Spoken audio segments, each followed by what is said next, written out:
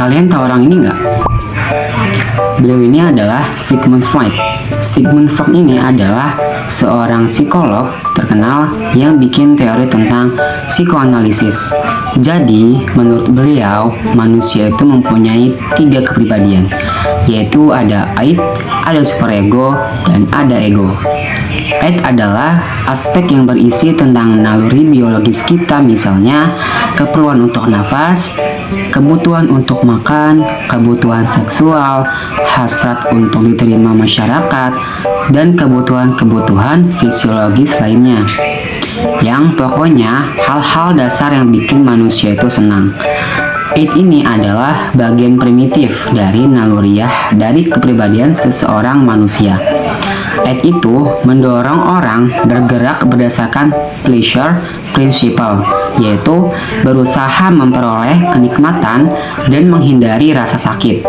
Nah, ini yang bikin Id itu jadi keras kepala, karena dia itu hanya bekerja dengan prinsip kesenangan.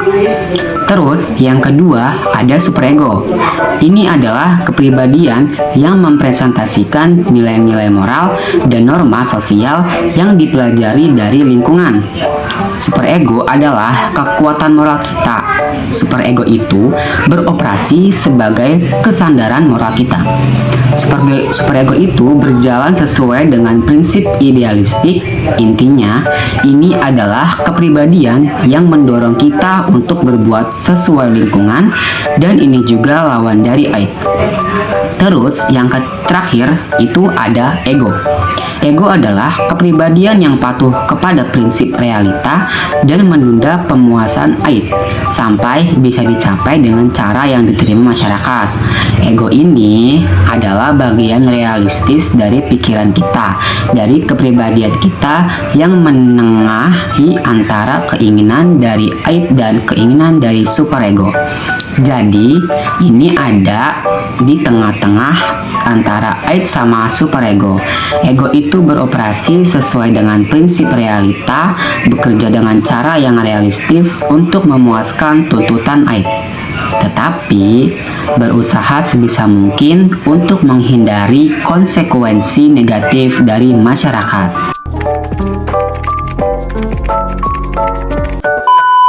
Selanjutnya, konsep-konsep Sigmund Freud itu sebenarnya menarik banget karena dia ngejelasin gimana pikiran manusia bekerja, khususnya yang berhubungan sama ketidaksadaran. Nah, ini beberapa konsep utamanya.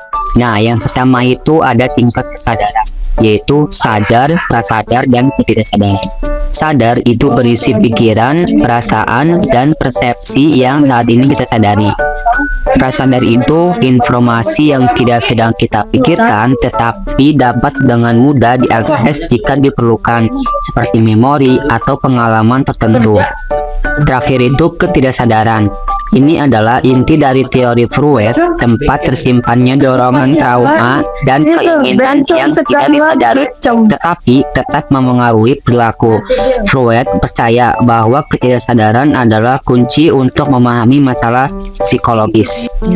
Nah, selanjutnya yang kedua itu tahapan perkembangan psikoseksual. Freud berpendapat bahwa kepribadian seseorang terbentuk melalui 5 tahap perkembangan psikoseksual. Di pertama itu oral, yaitu 0 sampai 1 tahun. Ini itu fokus pada mulut.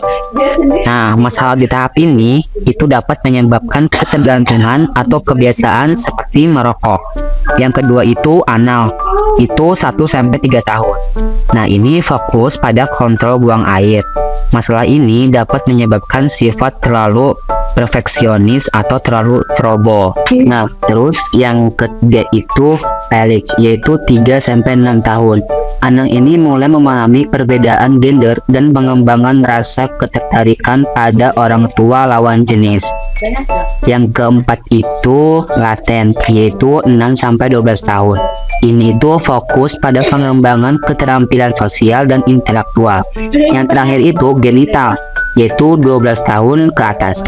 Nah, ini itu perhatian beralih ke hubungan romantis dan seksual yang matang. Nah, yang keempat itu ada mekanisme pertahanan diri. Mekanisme ini adalah cara ego melindungi diri dari kecemasan akibat konflik antara id dan superego. Nah, yang pertama itu contohnya represi, yaitu menekankan kenangan menyakitkan agar tidak muncul ke kesadaran. Yang kedua itu proyeksi, yaitu menyalahkan orang lain atas perasaan atau dorongan yang sebenarnya berasal dari diri sendiri. Nah, terus contoh yang ketiga itu sublimasi, itu mengubah dorongan negatif menjadi sesuatu yang positif, misalnya seni atau olahraga. Nah, yang terakhir itu ada teori mimpi. Freud percaya bahwa mimpi adalah jendela menuju ketidaksadaran. Ia membedakan antara yang pertama itu isi manifest, itu apa yang terlihat dalam mimpi kita. Yang kedua itu isi laten. Nah, itu makna tersembunyi yang mencerminkan konflik atau keinginan tersembunyi. Jadi, Freud itu memberikan pandangan mendalam tentang bagaimana pikiran manusia bekerja, khususnya hubungan antara kesadaran, ketidaksadaran, dan kepribadian. Walaupun beberapa teori yang kontroversial dan dikritik terhadap kaum ilmiah, konsep-konsep ini tetap relevan dalam memahami kompleksitas perilaku manusia.